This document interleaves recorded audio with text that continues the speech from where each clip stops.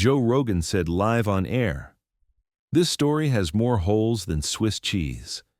Candace Owens sat across from the screen and added, "Tyler Robinson was set up. And I can prove it. 2 powerful voices, millions of viewers, and one truth. What we've been told about Charlie Kirk's death could be completely false. Today I'm going to show you what the mainstream media won't. Are you ready? Because this story is darker than you think." September 10th, 2025, Utah Valley University. Charlie Kirk was shot. Tyler Robinson was arrested. Case closed. Everyone thought so, until Joe Rogan spoke up. That day, Rogan sat down at the microphone in his studio, a coffee cup in his hand, a deep contemplative expression on his face. When he started speaking, there was an unusual seriousness in his voice. "Don't tell me this kid made that shot with that weapon. I don't believe it."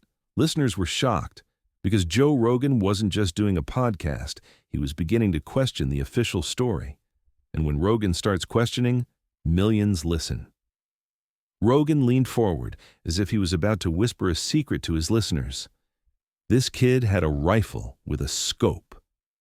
In the first photos I saw, I swear to God it looked like a modern .30-06 rifle. Composite stock, sleek, new, nothing antique about it.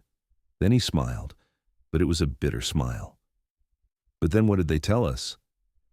This is an antique weapon from World War I. What? Rogan shook his head as if he couldn't believe it. A weapon from World War I? How do you make such a precise shot with that? Those weapons are heavy, low precision, and 100 years old. He raised his hands in the air as if to emphasize the absurdity. Moreover, he supposedly took this weapon apart, hid it in his pants, climbed to the roof, reassembled it with a screwdriver, and took the shot. Seriously? Have you ever used an antique weapon? Those things take hours just to clean, let alone fire. Joe Rogan's words exploded. Social media went crazy. #Rogan questioning. Kirk trended on Twitter. Hundreds of analysis posts were shared on Reddit. Millions of videos were made on TikTok. And everyone asked the same question. Is the official story really true? But Joe Rogan was just the beginning. Because a few days later, Candace Owens entered the scene. And what she said turned everything upside down. This is where the story got even darker. Candace Owens' studio was dark. Only the camera light illuminated her face. On her desk were documents, photos, notes. She'd been investigating this story for months, and now it was time to speak. She looked at the camera. Her voice was calm, but the determination in her eyes was frightening. "Tyler Robinson is innocent," she said. The words came out slowly. "At least not as guilty as the story we've been told." She paused, waited for the impact. "And I can prove it." Candace leaned forward, as if wanting to get closer to the viewers behind the screen. "New information has reached me from inside. My sources have started talking, and now I'm going to show you."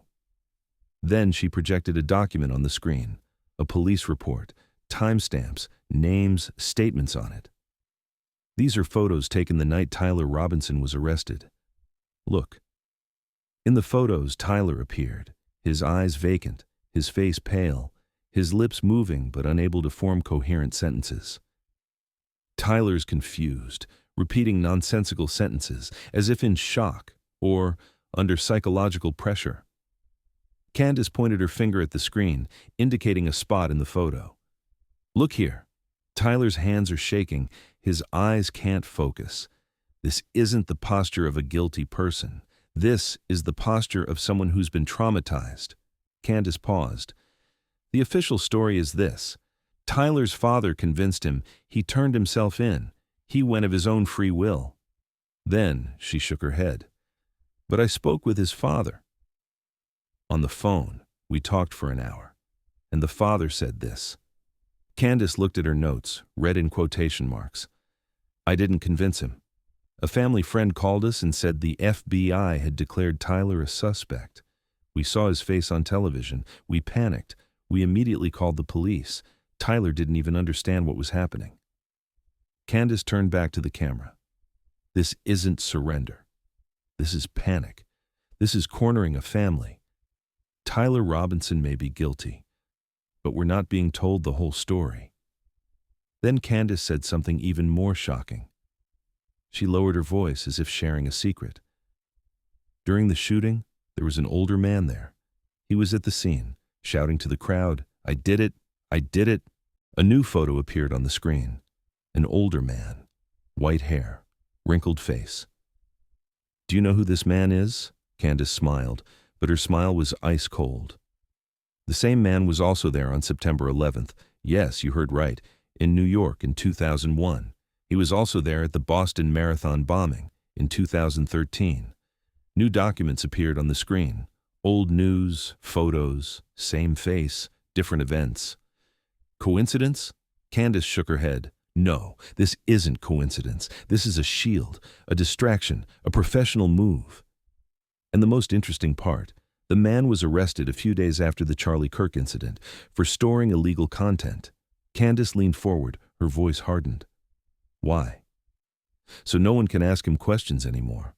As long as he's in prison, journalists can't reach him. Lawyers can't make him talk. His story gets buried.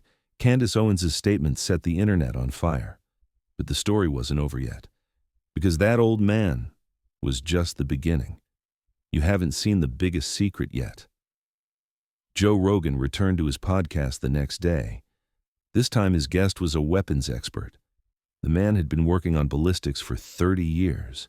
He'd done consulting work for the FBI. Rogan leaned into the microphone. Okay, listen. They told us, this weapon is from Tyler's grandfather, from World War I.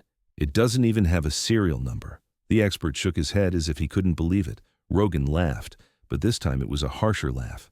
No serial number? How is that possible? The expert interjected. Impossible.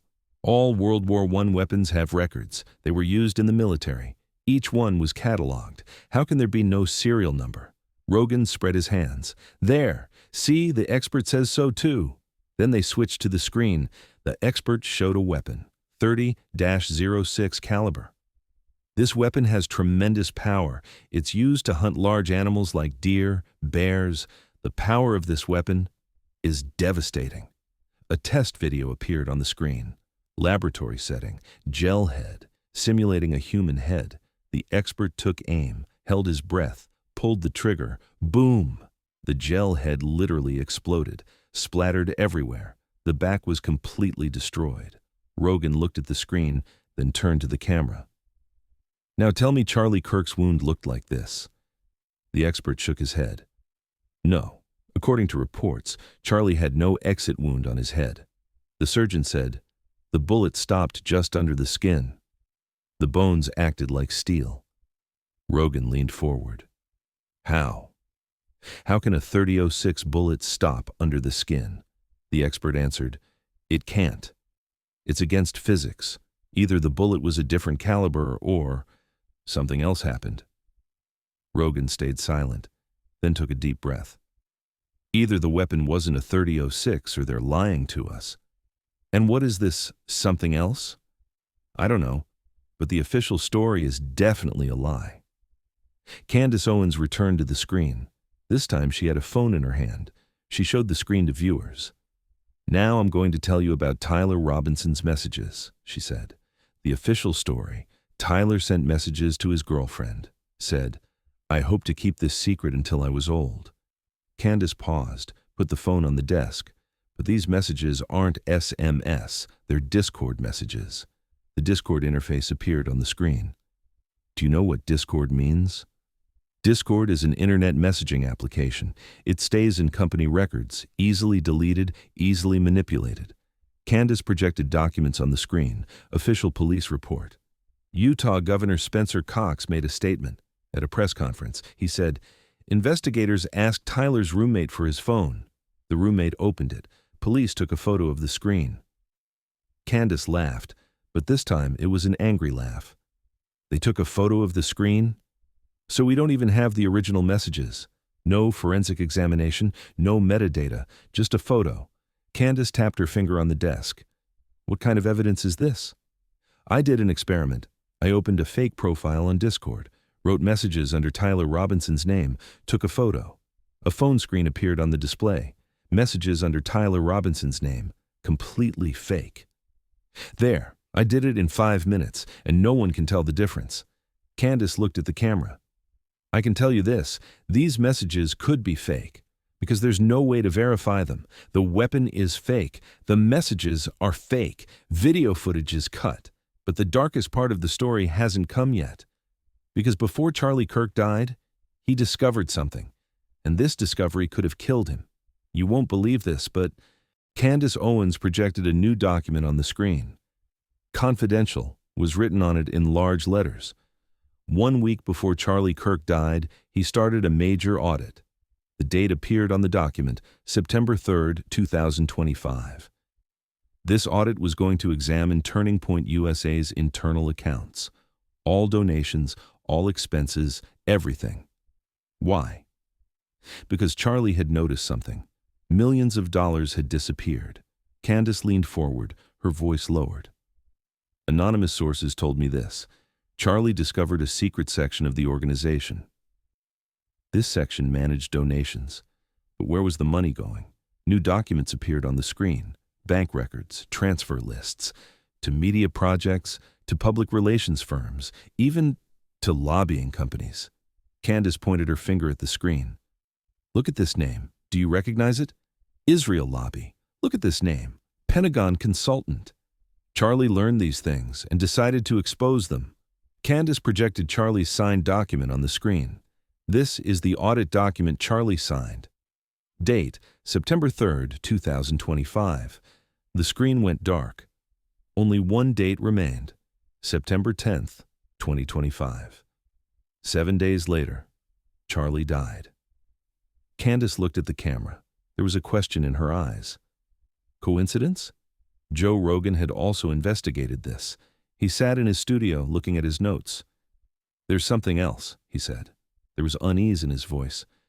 A few weeks before Charlie died, several senior executives left Turning Point USA. No explanation, no farewell. They just disappeared. Names appeared on the screen. 3 executives, all of them Charlie's close colleagues. And do you know where they showed up? At other political organizations, at lobbying firms. One even started working at a Pentagon consulting company. Rogan leaned forward. His voice became serious. Candace Owens said, "Nobody cleans house right before a major event, unless they know something is going to happen. And this is where it gets scary." Rogan fell silent. You could even hear the microphone. If Charlie's team knows something, why aren't they talking? Why is everyone silent? Why isn't anyone talking about Charlie's audit? Rogan shook his head. Because they're scared. Or they've been silenced. Joe Rogan asked, "Why is everyone silent?"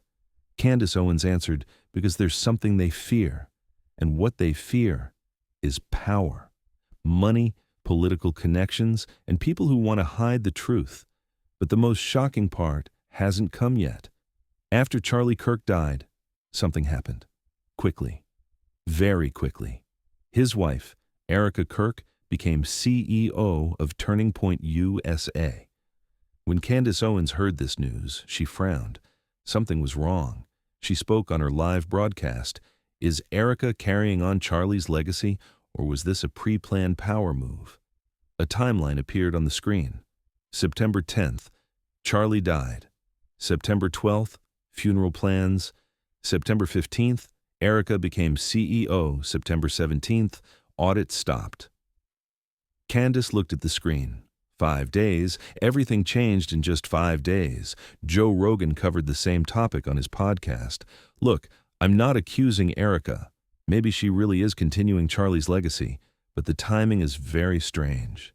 Charlie dies. A week later, his wife becomes CEO, and the audit stops. Rogan paused. Let the listeners think. What happened to that audit? Why wasn't it completed? Charlie found millions of dollars missing. He was going to expose it. Then he died, and the audit was deleted. Rogan leaned forward, his voice lowered. Because someone didn't want it completed. Joe Rogan and Candace Owens made a list together. It was written in large letters on the screen. Unanswered questions. Joe Rogan read, 1. Was the weapon really a .30-06? Test videos show it's impossible. The wound doesn't match. 2. Are the messages fake? Discord messages? Just a photo? No verification? 3. Who is the old man? At 9/11, at Boston, now here. Why is he at every major event? 4. Why was the audit stopped? What had Charlie discovered? Where did that money go? 5. Why did the team flee? 3 senior executives, no explanation. What did they know? 6. Why did Erica become CEO within 5 days? Is the timing coincidence? 7. Why is Kash Patel speaking contradictorily? First, acted alone, then accomplices being investigated. 8. What are the planes doing there? Military plane over campus, private jet turning off transponder. Why? Joe Rogan said, the answer to even one of these questions changes the entire story. Candace Owens added, and that's why the FBI isn't answering, because the answers expose them. Some say, you're making conspiracy theories. Joe Rogan responds. This time his voice is angry. Conspiracy theory? Okay, then give me the answers. Why doesn't the weapon match? Why can't the messages be verified? Why were the planes there? Give me answers and I'll shut up. Candace Owens adds, people are trying to hide the truth by saying conspiracy theory. But nobody's staying silent anymore because Charlie Kirk's death was a public execution. Millions watched, live. And now we want the truth. Joe Rogan and Candace Owens revealed one thing. The story we've been told about Charlie Kirk's death is incomplete. Maybe Tyler Robinson is guilty, maybe he's not. But what's certain is, the weapon doesn't match, the messages could be fake. The audit was stopped, the team fled, the FBI is silent, and most importantly, nobody's answering. Joe Rogan said, things aren't right. Candace Owens added, and we won't stop until we find the truth. So what do you think? Is Tyler Robinson guilty, or was he set up? What did Charlie's audit find? And most importantly, who's trying to hide the truth? Write in the comments. Let's discuss. Because this story isn't over. There are more secrets, more lies, more truth will come out. Subscribe, like, share. Because Charlie Kirk deserves the truth, and we're going to find it.